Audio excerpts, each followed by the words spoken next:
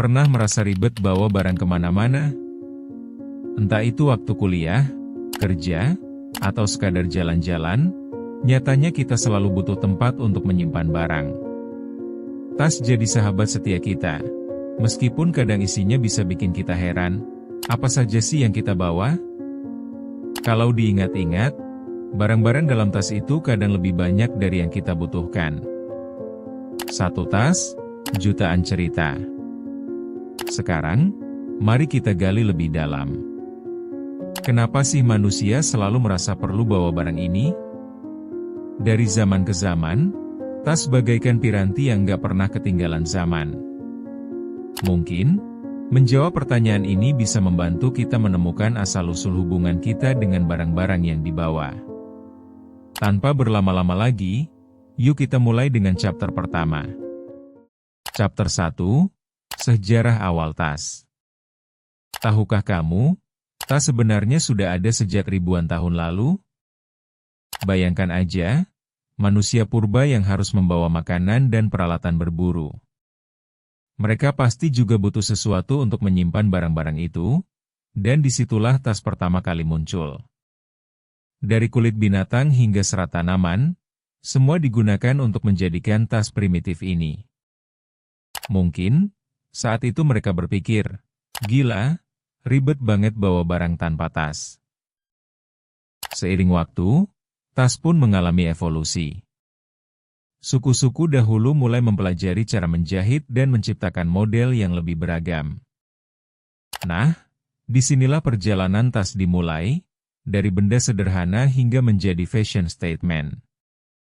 Bayangkan, siapa sangka alat sederhana ini bisa menjadi bagian dari sejarah panjang umat manusia? Dari pemburu hingga pejalan kaki modern, tas telah berperan penting dalam kehidupan sehari-hari. Kita sering tidak menyadari bahwa setiap mili perjalanan tas ini bisa dibilang adalah cerminan dari perkembangan budaya dan kebutuhan manusia. Chapter 2, Tas dalam kehidupan sehari-hari. Bicarain tas sehari-hari, rasanya kayak buka kotak Pandora. Beda orang, beda isi tas. Ada yang selalu bawa laptop, alat tulis, dan gizi sehat, sementara ada yang cuma bawa smartphone dan lipstick. Yang ingin kita soroti, bukannya itu cuma barang, tapi refleksi dari kepribadian kita. Misalnya, kamu yang selalu bawa bahan makanan sehat, mungkin berusaha untuk hidup lebih baik. Itu keren, dan pandangan orang terhadapmu pun jadi lebih positif. Saat kamu butuh sesuatu, ibaratnya tas adalah penyelamat. Tahukah kamu bahwa ribuan orang di luar sana yang bawa barang-barang gak penting? Iya, kita seringkali overthinking, pikir banyak barang itu perlu, padahal sebenarnya tidak. Soal tas ini, kita bisa belajar bahwa kadang less is more. Mari kita penuhi tas dengan hal yang bermanfaat dan bukan beban semata. Chapter 3, Gaya Hidup dan Fungsi Tas. Kalau bicara tentang gaya hidup, riset menunjukkan bahwa orang yang lebih terorganisir jelek dalam manajemen waktu. Nah, disinilah peran tas kembali muncul. Tas tidak hanya untuk bawa barang, tapi juga untuk membantu kita teratur. Apakah kamu termasuk yang selalu bingung cari barang di dalam tas? Itu jelas tanda bahwa perlu penataan. Mungkin kita perlu belajar bagaimana memperlakukan tas kita dengan baik. Apalagi di zaman serba digital ini, fungsi tas telah meluas. Dari yang awalnya tugasnya cuma nyimpan alat, kini banyak tas didesain untuk menyimpan gaya hidup. Mulai dari tas messenger yang kece, hingga ransel ergonomis untuk pelajar. Sekarang kita bisa bilang bahwa tas memang menjadi simbol status. Saat ada yang bawa tas branded, nggak jarang perhatian langsung tertuju. Kita jadi terpaksa beradaptasi dengan pola-pola sosial yang ada. Chapter 4, Tas dan Budaya. Tas bukan cuma aksesori, tapi memiliki makna kultural di setiap tempat.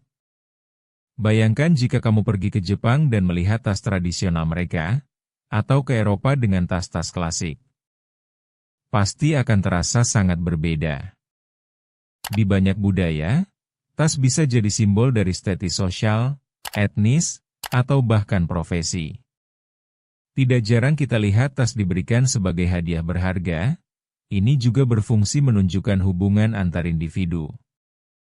Dalam konteks ini, perlunya kita menghargai keberagaman dan makna yang terkandung di dalam objek itu. Apakah kamu pernah menyadari bahwa setiap tas memiliki cerita tersendiri? Enggak jarang tas-tas ini jadi bagian dari ritual atau tradisi tertentu. Disinilah pentingnya memahami bahwa ada lebih dari sekedar fungsi tugas tas. Kita perlu membuka mata dan mengenali keberagaman budaya melalui tas yang kita jumpai. Chapter 5, Transformasi Tas di Era Modern. Saat kita berbicara soal tas di era modern, semuanya berubah cepat. Dari yang awalnya kaya akan bahan alami, kini banyak dari mereka yang menggunakan material sintetik. Entah kenapa, orang cinta banget sama hal yang lebih praktis dan tahan lama, padahal mungkin itu merusak lingkungan. Melihat ini, kita jadi perlu bertanya, apakah semua perubahan ini memang untuk kebaikan? Kerapuhan tas yang cepat rusak bukan hanya masalah produk, tapi juga kesadaran kita. Sekarang, saat kita berbelanja tas baru, seharusnya kita bukan hanya peduli pada penampilan, tapi juga dampaknya. Ada gerakan yang menyarankan kita menggunakan tas ramah lingkungan. Maka, mari kita bereksplorasi dan berpikir lebih kritis saat memilih tas ya. Kita butuh perubahan pola pikir dalam penggunaan tas sehari-hari dan bagaimana kita memposisikan diri dalam konteks yang lebih besar. Jangan lupa, kunjungi Memoria untuk informasi menarik lainnya. Karena setiap hal punya asal.